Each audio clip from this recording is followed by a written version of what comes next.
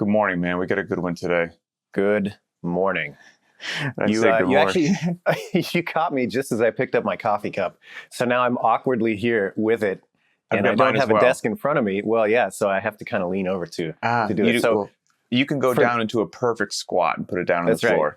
For those of you viewing at home, I apologize for the shot of the top of my head that's about to happen here. It's all good. We're kicking this off very early in the morning just due to life, work schedules, and got to get stuff done. So it's 5:30 a.m. out here in the West Coast. We're going to kick it off. So here we go. This is a question by a viewer or listener of the VNR program. Eugene Y sent this in, and he says, I've been training consistently with 5 days a week with my programming, taking Thursdays and Sundays off. Each week, I'm able to adjust the volume or intensity up or down depending upon how I happen to feel. But I wonder if there might be value in programming lighter deload weeks in, even if I'm feeling good enough to train as normal. Could you please talk about the benefits of deload weeks and how to program them? Thank you. Great question. I love it. And first of all, shout out to the Thursday, Sunday crew. I mean, that's the, yes. Everybody knows that's the superior way to structure your week. I think we've talked about this and kind of undisputed at this point. Eugene's on the home team for the big win. That's right. Exactly. Deload week is a topic that it's funny. I feel like this topic comes up in cycles. I'll hear about a deload week being kind of popular out there in the culture, as they say. And then I won't hear about people using a deload week for sometimes years, and then it'll kind of pop back up. So there's definitely ebbs and flows as far as people engaging with it. At least I feel when I'm kind of putting the feelers out there. I think the deload week really, like so many things, depends on your general approach to training. And what I mean by that is that if you're somebody who's all in all the time, and you cannot help yourself but burn it down every single workout, then yes, I think a structured deload week makes a ton of sense, because you have to give yourself that release valve. Otherwise, you're just going to end up grinding yourself out at some point. Maybe that's not next week, maybe that's not next month, but at a certain point, going 100% all of the time runs out of runway. There's just no way to do that in the long term. So if that's you're an athlete that just cannot help themselves, but when you come in, you see red and you go for it, probably good to have something scripted at some point that says, hey, it's okay to pump the brakes. Those athletes that the gym owners need to kick out of the gym every now and then. Exactly. Yes. And you know who you are, like there's, and this might be you at a different stage in your life even. Great point. Yes. But if that describes you and you're resonating with that description, plan it, block it out, make sure that you give yourself that opportunity. For the rest of us, though, like non-psychos, or the people that, or those of us that have been around the block long enough that we're getting a little older now, that we're just, you can't hit it that hard for that long. Life, as you mentioned earlier, we've got this crazy schedule demand right now. We're meeting early to try to get it in. Chances are life is going to get in the way of your training more often than it won't at some point. And the deload becomes less necessary because it's like, man, I just couldn't get the training in, or I couldn't get the time that I wanted to train in. Or when I did get in, it was something, came up in the middle of it and I had to modify. So that intensity tends to modulate itself, which in my opinion, lessens the need for like a strict deload. So that's kind of my broad view. If you can't help yourself, plan it out. If you're somebody who's a little bit more, I would say, busy with other things that's just not training focused, chances are it's going to come out in the wash and it's less necessary. I guess for anyone who potentially is unfamiliar with it, a deload week, the stated goals in an ideal world of why somebody who is a proponent of a deload week would say that you should take them would be that, in their opinion, it will help you avoid overtraining. It will hopefully help you maximize your recovery, potentially break through a plateau because you have been hitting it too hard and you need a break, potentially reduce your potential to get an injury because you haven't given yourself a break. Those would be the things that you would hear as to why these would be a good thing to work into your program. If you poke around the internet and different training books or whatnot, you'll get a wildly different a timeline as to when you maybe should put this into your training, anywhere from every 4 weeks to every 8 weeks to every 12 weeks, with probably the 4 to 8 week range being the most common that you're probably going to hear. And it's nothing more than you're still going into the gym that week, if it's the deload week, but you are reducing the intensity of what you're doing. You're reducing, the load, the volume, and you're still moving, but you're giving yourself, you're turning the volume, if not volume, like literally like volume, like a stereo or something. You're turning the volume down from 10 to 5 to 6, and you're just going to be at 50 to 60% and just move through it for a week. But then the goal being, hey, I feel fresh, I feel renewed, I'm ready to start bringing it again the week after. And I think that has value, maybe echoing a bit of what you said, depending upon what you're doing. I think it had more value before CrossFit, like when most things were sort of a linear style progression, progressive overload, like a Wendler 5-3-1, where each week you're following the scheme that you're doing more, a higher percentage than what you did last week. And next week, it's a higher percentage than what you did last week. That's not sustainable. You're going to need to stop doing that for a second, reset, and then come back. That makes all the sense in the world. Now enter a disruptive strength and conditioning program like CrossFit that didn't follow a lot of that classic architecture, if you will. Now, do CrossFitters need to do it? Here's the thing. I think it depends upon your level of sophistication and understanding of how to program workouts, how to modulate intensity, and if you're falling into what you just said a second ago, which I am not saying this as a whole. I've been in that bad place that I probably should have taken deload weeks, because as far as I was concerned, CrossFit meant every time it was 3, 2, 1, go, it was a maximal effort day. That's not sustainable. I would have really probably done myself favors every 4 or 5 weeks to take it easy, then go again. And I was at a phase of my life with how many years I had on me that I could have got away with that. Now, getting back to Eugene's question, I think he's kind of answering his own question. Nothing in his question is about feeling overly tired, not hitting being plateaued, not getting PRs, not feeling motivated to walk into the gym. He's experiencing, as far as I can tell, none of those symptoms in any way, shape, or form. And he, as far as I'm concerned, is the enlightened being in the CrossFit space that I personally think, like, if there's everything from a white belt to a black belt, and I'm not saying the ones in the middle because I'm not in martial arts and I don't know how they go, but as you advance through your knowledge and progression, that elusive black belt in CrossFit anyway, as far as I'm concerned, whether you're an athlete or a programmer or a coach, some of the key concepts in earning that belt are understanding what Eugene mentioned, which is, here's his great sentence: I'm able to adjust the volume and intensity up or down depending upon how I happen to feel.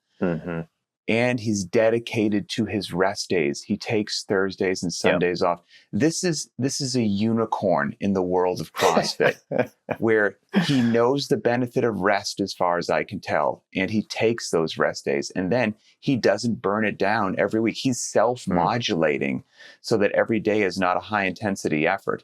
If you have the ability to do that, you're building in almost every week these mini little cycles so that you don't burn out, and you're continuing to advance and you're continuing to progress. And like I said, it took me a really long time to figure that out, but that is a huge part of my training. Now, I've been open and vocal about this in previous episodes, where I take Thursdays and Sundays off. That means I have 5 workout days each week. And out of those 5 workout days, I only try to stomp the gas on 1 or 2 days. So that's only 20% of my workouts, which is nothing if it's 1. And on the high side, it's 40% of my workouts if I'm doing it for 2 days. It's always less than half. And on top of that, I would say, in earning your black belt and all that, if you look over your week's training, whether you're programming it or somebody else is. And maybe this is overly simplified, but it'd be a good metric just to say, maybe we should check something out. Is there a barbell in your hands every single day? That's weird. There's never just a 5K run, 6x400 meter repeats. We're not just doing Cindy or Barbara or Angie, or today's all about strict pull. Like, it's barbell today, barbell tomorrow, barbell the next day, heavy lift every day, followed by something else. Yeah, you probably would benefit from some sort of a deload because you're not doing the black belt level stuff that Eugene is. So I think it just depends. The deload week is probably necessary for some, and it does not sound like it's necessary for Eugene. That would be my overall take there. Yeah, well said. And I completely agree with everything you said there. And, I want to go back to this point of kind of the origins of a deload week. And specifically when you're looking to develop a singular attribute, strength is the easiest one, I think, to identify, like you did. When you're running that strength program, the expectation is that you're going to build up to some sort of personal best, whether that's best reps, best load, whatever. And then, there's various theories of adaptation, but most of them tend to agree that after a period of excellence, you're going to regress as you start to need a little bit more recovery. And, once you kind of reach that peak, you can't keep going up forever. So if you can expect and anticipate that retrograde in the adaptation curve, that's why you would take that deload week. You would take a step back and say, okay, I know that this week I've just put myself to the test. I know that physiologically I'm going to be a little bit under for a moment. So let's see that coming, change up the program so that I'm not in the gym trying to run my head through the wall, asking myself, why can't I just get stronger forever, for example. And that not only is easier mentally to come to grips with, but it offers obviously the physical respite that you might need when you're really grinding it out in that singular focus. So to expand on that a little bit, when we're talking about CrossFit, and like you said, if you're not doing barbell work every single day, you're actually involved with the variance that should be appropriate in a well-structured CrossFit program. It's unlikely that you're going to have all these things peaking at the same time. And so that kind of, I won't call it chaos because that's maybe a little bit too strong, but that sort of multivariable aspect makes a deload week very hard to anticipate across the board, unless, like we mentioned, you're going hard every single day. So that's just kind of one more thing to think about. Now, I'll also say that I think there is some real value in giving yourself the time to take your foot off the gas regardless. And whether that shows up as a strict deload week or whether that's once in a while, I don't know that that's as important. But I think we've talked about this many times, and I feel very strongly about this, that it is much better to take a break before you need it, right, than it is to overextend and then inevitably need more time off or more recovery before you can get back to where you were. So, we're talking about Eugene having a really mature approach to his training. And it started to get me think with a little bit of curiosity around, I wonder how preventative his current approach is to avoiding those things that might suggest the deload week. The fact that he is taking these days off, the fact that he does give himself permission to modulate, I can see that being hugely preventative, and therefore the deload week isn't really necessary, like you said. So I bet he's making great progress, to be quite honest with you. I mean, I hope so. Just what he explained is a unicorn in the CrossFit space. I mean, really, he's doing it really well, and I think that's why his question was basically, it just sounded like out of curiosity, not out of necessity, because I just am in such a plateau and a rut that I don't know what to do. I think that's a good point, is that I think sometimes, when you engage with CrossFit and the broader community enough, sometimes you encounter these ideas and you say, okay, well, that person's doing it. Should I? And you have to start looking at whether or not it's a good idea. And so having a criteria to evaluate that makes a lot of sense. And I think you laid that out really well. First question, am I progressing? Second question, how am I feeling day to day in my workouts? Those two can really illuminate a lot of training decisions and whether or not something should be adopted. You know, if you're happy with the results, you're continuing to gain skill and capacity and all these good things, and you're not feeling burned out and you're not feeling like it's a chore to get in the gym, you might want to think twice about adopting any new habit or approach. On the other hand, if those two things are a resounding no, I'm not happy with my progress, and no, I'm not feeling good in the gym, okay, well, it's time to look under the hood and start doing some tweaking. Oh, and under the hood with those old boring friends of nutrition and sleep, because For sure. if those aren't good, the deload week is not going to save you. Right. You know, if you're just chronically underslept and chronically ill-fed, the deload week is not going to save you. So, you know, make sure that those other non-sexy items that occur outside the walls of the gym, that those are doing well, and then go ahead and take just an honest assessment of yourself, your training regime, your rest days, your modulating intensity. You know, is the loading heavy all the time? Do I do body weight movement? Like all that kind of good stuff. And I'm gonna tell you what I did yesterday for a workout, which is my personal evolution of CrossFit of now, you know, however many years it's been. And this is, you know, if I had one of those time machines and myself 10 years ago heard this, my 10 years ago self would have been in shock and would have considered this like a terrible training day that was wasted. And it's amazing how short-sighted or ignorant or whatever my perception was back then in hindsight. So yesterday's workout, no, not a barbell in sight. It was a longer time domain, body weight movements and some just engine work. And since it was a longer time domain, I was like, this is a perfect day. And with no loading, this is a perfect day for me to make this just a low intensity day. 800-meter run. I know I just turned off a whole bunch of the CrossFitting audience. 800-meter run, 80 V-ups. Oh, just a cash set right there. Oh, man. 1,000-meter row, 10 rope climbs, and then 2,400 meters on the air bike. So basically I touched all the gear, the run, the row, and the bike. And those distances are roughly similar. You know, 800 meters on the run, 1,000 meters on the row, and then 2,400 meters on the air bike. Those are roughly, depending on how you're hitting it, you know, 4 to 5 minute efforts for a lot of people. So they're very similar on just 3 different things. Then the other parts were rope climbs and V-ups. And, you know, in larger chunks of work. So by design, no one's going to blast through 80 V-ups. Most people are going to blast through 10 rope climbs. So there's going to be, you're stopping, you're taking breaks. It's not this like burn it down sort of an effort. And I'll even say on that initial 800-meter run, I had my AirPods in. I was talking to somebody on the phone while I was running. So when you want to talk about, and they didn't know that I was working out. So when you want to talk about a lower intensity day, it literally was a conversational pace that I could maintain while jogging.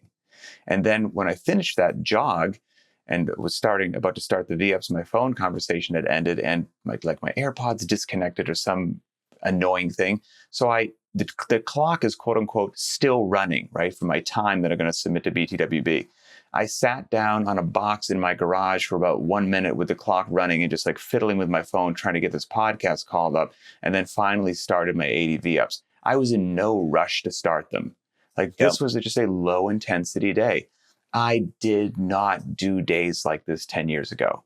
I didn't.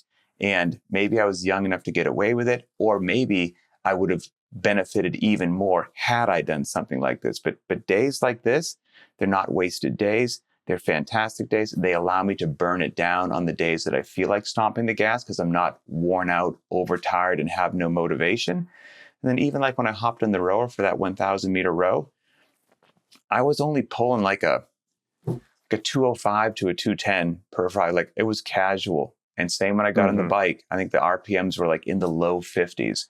Casual on the bike, walked inside, and that was it. And days like that are, in my opinion, great. And it sounds like Eugene has figured out how to do that. And that's probably why he doesn't actually need a deload week at this point in time. Yeah. Well, and not to mention, you know, training days like that do have a lot of utility for developing stamina. It's, again, maybe not the sexiest written out program when you look at it on paper, but you know, there is a lot to be gained from having to repeat a movement like that to develop that local stamina. That's an important aspect of fitness, especially out in the real world. So, sometimes days like that, they may not feel, quote unquote, like the same level of development because the intensity has to be lower, but Mm-hmm. there's certainly plenty of meat on the bone. So that kind of brings my mind to a similar question that I'm going to pitch to you kind of rhetorically. But let's say I have a training block coming up. Let's call it a week. And during this week, I've got maybe 2 or 3 days out of 5, which may be a little bit higher than normal, dedicated to specific skill work. Maybe the first is I'm going to go and do running drills at the track. I'm not really interested in distance around the track, but I'm going to spend my training hour doing various types of running drills to improve my running technique. Then I might do a typical CrossFit workout the next day. The next day, maybe it's just a focus on gymnastics skills. Mm-hmm. Take my day off. And then I've got a weightlifting practice day where, again, the load is not the focus, but the execution of the movements and the precision is. A week like that, in your mind, is that a deload week or is that something else? And I think that's a question for the audience as much as it is for you. So. I don't think, depending on how frequently that comes up, I don't know if that would be considered a deload week or just a very intelligent week of training, that you're not putting yourself under crazy intensity and crazy load every single time. I think you just swapped out days in like a kind of similar fashion, like I just said there. Okay, you're going to go to the track and do these track drills. Well, that's going to be a day with no loading, a day that your heart rate's probably going to be elevated just due to the drills for some extended period of time, but you're not going to feel beat up from it, but it's a good moving day.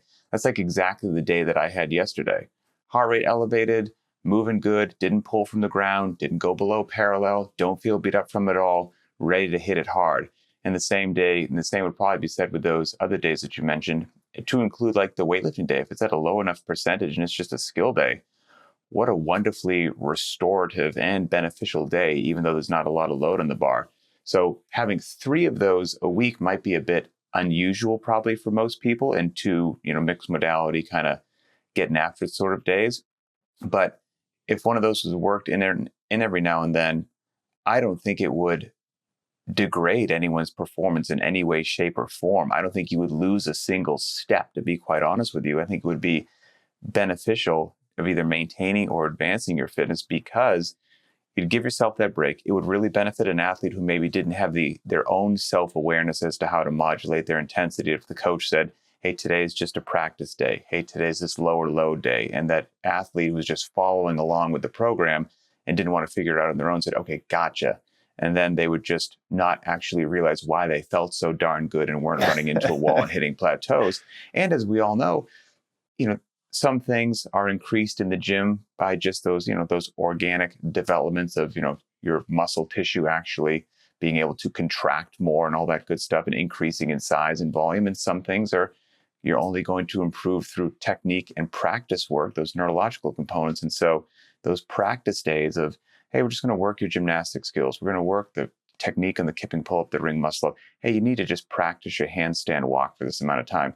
That's all going to pay dividends, down the road as well, but probably won't be overly taxing sessions. And so all of that, I think, is fantastic. And I think that could be a deload week for an athlete that needs it, and the coach is disguising it, not to tell you that, hey, we're not actually going to train this hard next week, because I know we'll have a revolt in the gym if we say that. So I'm going to camouflage it as these different training days and track days and drills, and people will eat that up with a spoon. But what we're really trying to do is not burn you out, because everyone needs a bit of a break.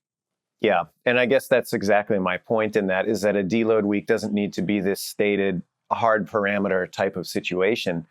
There can be other ways to mask it to some degree, still get a ton of benefit and keep everybody happy.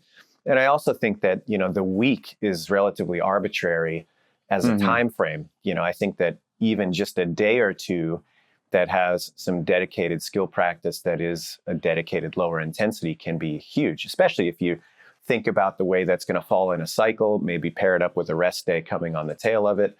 There's plenty of ways to slice that where it doesn't have to be this dedicated extended period of time, and it can still have a huge amount of benefits. So I think that's one thing that people should play around with more regularly, especially, depending on the population you're working with. If you're a coach, if you've got a mixed kind of general populace and it's not just a group of college age heavy hitters wanting to be athletes, I think that you are going to get a lot of mileage out of playing with those elements. It's a big thing. And like you said, I mean, you allude to it all the time. I think both of us have been down that road where there was a time where it was in our interest to really go for it. And it's fun for a time, but for most of us, it's not going to be the forever path. And really, that's what you're trying to develop is, okay, how can I stay on this path for the long haul?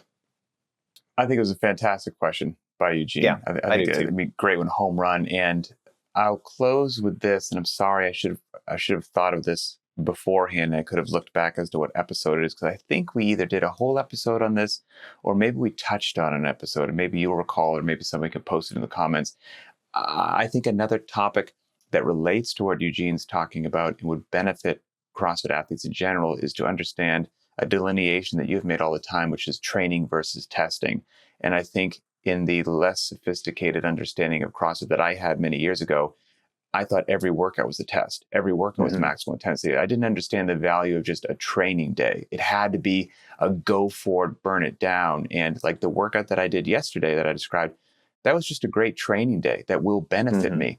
I did not get that 10 years ago. I would have thought that day had to be at the end of it that I should be laid out on the floor, hyperventilating pool of sweat. And so I think the training versus testing concept is also very beneficial to your longevity, to your feeling good, to not burning out, and to all that kind of stuff as well. So maybe do a little VNR research to see when that one came up. Yeah, I agree. And just to summarize that really briefly, I think there's just two different end states in mind. When you're thinking about training and working out, the idea is I'm putting a brick in the wall to build towards some future state. When I'm looking to evaluate my progress and see where my fitness is today, that's when I'm going to try to give it that best effort so that I have an accurate read. And that's more the role of the test. Now, is there a ton of overlap? Absolutely. I mean, there's going to be plenty of things that serve both ends. And a lot of it has to do with the application. But you got to ask yourself when you come into the gym, what is the goal for the day? Is it to measure my progress objectively, or is this to put another brick in the wall? And sometimes that's going to change your approach to some degree. So I think that's an important one. Now, last thought from me, I just want to turn it back to those that are coaching, affiliate owners, people that are working at gyms, things like that. It's all fine and well when it's on paper, but you have to be in touch with the reality. And I think that's the coaching secret sauce 101. It's very good and well if you choose to have this really well-structured program that includes a deload week or skill practice like we talked about.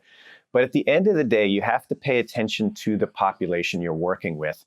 And what may end up happening is what you're seeing in the gym does not coincide with your planned schedule, meaning maybe you have a deload week planned for the end of the month, but by halfway through the month, you're taking a look around and attendance is down.